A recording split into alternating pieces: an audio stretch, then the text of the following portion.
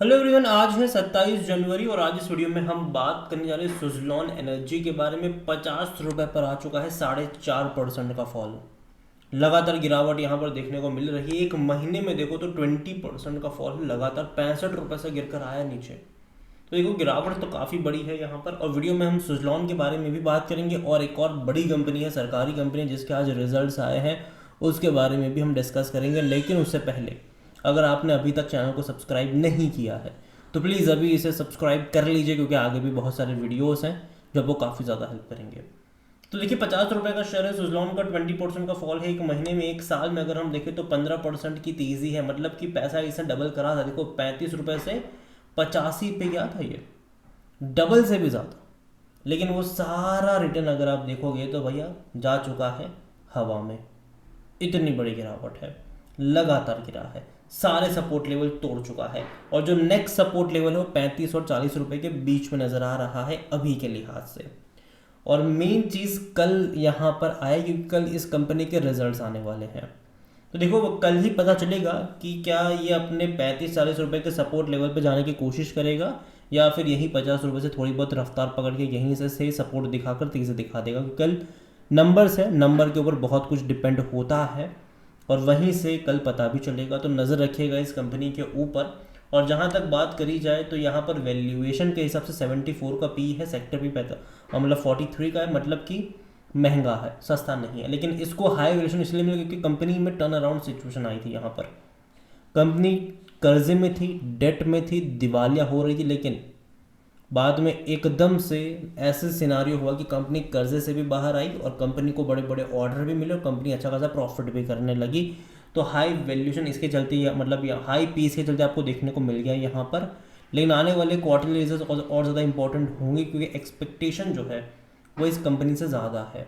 आप इनके फाइनेंशियल देखो तो पिछले कुछ क्वार्टर के नंबर अच्छे नहीं थे, स्पेसिफिकली लास्ट क्वार्टर के नंबर 200 करोड़ का ही प्रॉफिट था। और ये देखो एक ज़्यादा प्रॉफिट एक्सपेक्टेड क्यों है यहाँ पर, क्योंकि देखो यहाँ पर जो प्रॉफिट 100 करोड़ का था, 200 हुआ, 250 हुआ, 300 हुआ, क्योंकि टर्न अराउंड सिनारियो था।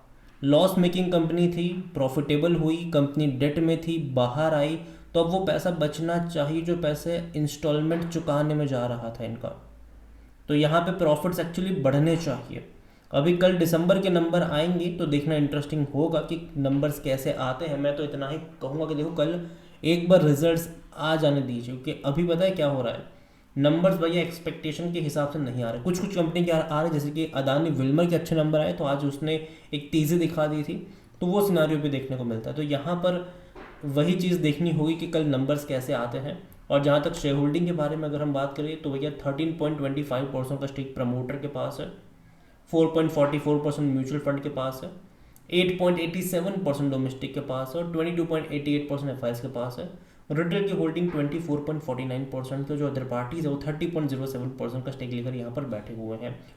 ओवरऑल मैं बात करूँ सुजलॉन की, देखो कंपनी खराब नहीं है, अच्छा सिनारियो आया ज़रूर, लेकिन डेफिनेटली वो महंगा ज़रूर था। मैं, और अगर आप चैनल को रेगुलर फॉलो करते हो, मैं कई टाइम से बोल रहा हूँ कि अभी ख़रीदने के बारे में सोचिएगा भी नहीं, बॉटम फिशिंग के बारे में सोचिएगा भी नहीं। जो अच्छी तेज़ी बाजार में देखने को मिलने वाली है वो अप्रैल और मई में देखने को मिलने वाली है। तो जो खरीदारी के मौके आपको ढूंढने चाहिए अच्छी कंपनियों में बाय ऑन डिप्स के लिहाज से, वो फरवरी एंड और मार्च फर्स्ट वीक में आपको ढूंढने चाहिए। ये मैं कई बार बोल चुका हूँ, एक बार फिर से रिपीट कर दे रहा हूँ हर वीडियो में। ये मतलब ये चीज़ मैं कह रहा हूँ, ठीक है। और इवन बजट भी आने वाला है, उसके ऊपर भी भाई साहब बहुत बहुत बहुत सारी एक्सपेक्टेशन जुड़ी हुई है कि भाई साहब कैसे नंबर्स आते हैं। देखो, उम्मीद तो करते हैं कि अच्छे नंबर्स आए, सॉरी बजट्स में कुछ अच्छे अनाउंसमेंट्स हो, ठीक है।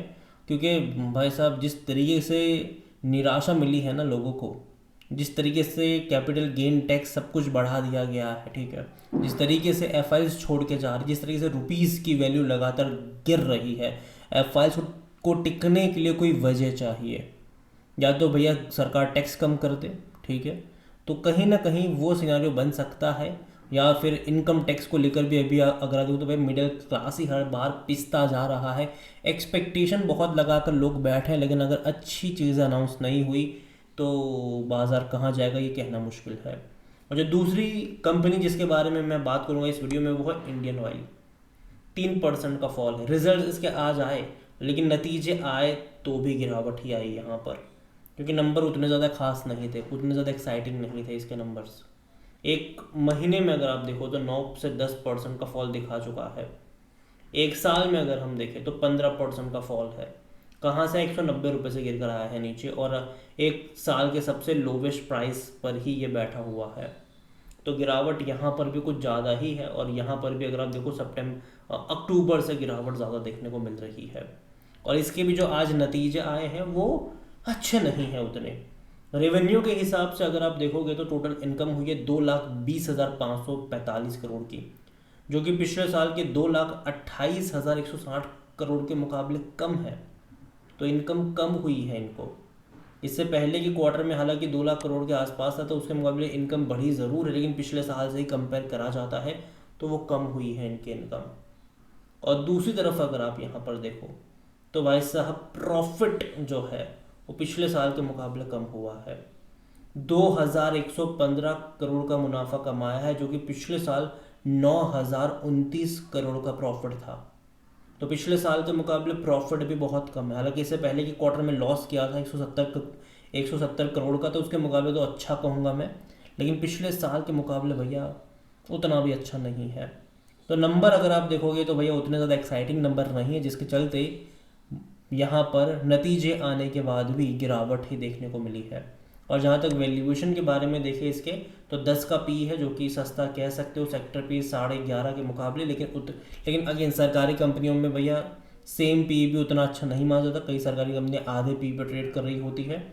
फाइनेंशियल्स अगर आप देखो डेफिनेटली तो बीच में इनके देखो 9,000 करोड़ से भी ज़्यादा का इनका था पिछले साल, ठीक है, घट के 5,000 हुआ, घट के 3,500 हुआ, फिर बाद में लॉस ही कर दिया है। अभी थोड़ा बहुत बढ़ा है, लेकिन फिर भी बहुत कम है। 2,118 करोड़ का इनका प्रॉफिट, जो कि बहुत कम कहूँगा मैं।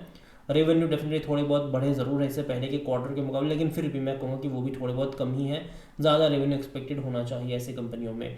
शेयर होल्डिंग के बारे में अगर बात करें, प्रमोटर की होल्डिंग 51.50% है। प्रमोटर कौन है? गवर्नमेंट है, सरकारी कंपनी है ये। 2.68% म्यूचुअल फंड के पास है, 7.52% डोमेस्टिक के पास है। और अगर आप देखोगे तो बिकवाली हुई है म्यूचुअल फंड की 2.98% से घटकर 2.68 पर आए हैं। यहाँ पर डोमेस्टिक 7.55 से 7.52 बिकवाली करी है। इवन एफआईएस ने भी बिकवाली करी हुई है, 7.90 से 7.43 सब ने बिकवाली करी, सारे इंस्टीट्यूशन ने यहाँ पर बिकवाली करी हुई है। और रिटेल की होल्डिंग जो है वो 5.91% पर है। अदर पार्टीज 24.96% का स्टेक यहाँ पर लेकर बैठे हुए हैं। ओवरऑल मैं कहूँगा कंपनी अगेन इंडियन ऑयल भी ख़राब कंपनी नहीं है, लेकिन अभी भैया चौतरफा गिरावट देखने को मिल रही है बाज़ार में। इस कंपनी का जो नेक्स्ट सपोर्ट लेवल है वो 100 रुपये के आसपास है। हालांकि उतना नीचे जाना नहीं चाहिए, लेकिन फिर भी जिस तरीके का माहौल है बाज़ार, कुछ कह नहीं सकते। बजट में कुछ अच्छा अनाउंस हो जाए तो चीज़ें बेहतर हो सकती है, लेकिन अगर नहीं होता है तो गिरावट रह सकती है। लेकिन अगेन मैं कहूँगा ऐसे बाज़ारों में पैनिक होने की ज़रूरत नहीं है। बाज़ार ने जब भी फॉल दिखाया है उससे दुगनी तुगनी तेज़ी से बाज़ार भागा है हर बार। तो मैं यही कहूँगा कि अच्छी कंपनियों को अपने वॉच लिस्ट में ज़रूर रखिएगा, और फरवरी लास्ट वीक और या फिर मार्च फर्स्ट वीक से बाय ऑन डिप्स के अप्रोच के साथ उन कंपनियों में आपको धीरे धीरे खरीदारी करनी चाहिए लॉन्ग टर्म के लिहाज से। अभी नहीं, मैं पहले ही बोल चुका हूँ कि मुझे लगता है कि इवन 3 महीने से मैं ये चीज़ बोल रहा हूँ कि अभी मत खरीदना, वेट कर लो। क्योंकि देखो बजट का एक बड़ा इवेंट है, ठीक है, उसके बाद मार्च में अगर आप देखोगे तो वो फाइनेंशियल एंड वाला टाइम होता है, तो ऐसे टाइम पर भी प्रॉफिट टेकिंग ज़्यादातर देखने को मिल जाती है। तो वो चीज़ भी यहाँ पर रहने वाली है। तो जो अच्छी रफ्तार है, जो मुझे लगता है कि वो आपको देखने को मिलेगी, अप्रैल और मई से एक रिकवरी आपको देखने को मिल सकती है बाज़ार में। उससे पहले भी देखने को मिलेगी अगर बजट में कुछ अच्छा आ जाता है तो, ठीक है। तो आप नज़र रखिए इन कंपनियों के ऊपर। और अगेन वीडियो को यहीं पे एंड करता हूँ। पसंद आया हो तो लाइक करो, शेयर करो, चैनल पर अगर आपने बाहर तो प्लीज़ सब्सक्राइब करें। और इंडियन ऑयल के बारे में आप क्या सोचते हैं वो भी आप मुझे कमेंट में लिख के बता सकते हैं। इसके अलावा सुजलॉन के भी कर रिजल्ट्स आने वाले हैं, तो उसके बारे में आप क्या सोचते हैं वो भी आप मुझे कमेंट में लिख के ज़रूर बताइएगा। Thank you.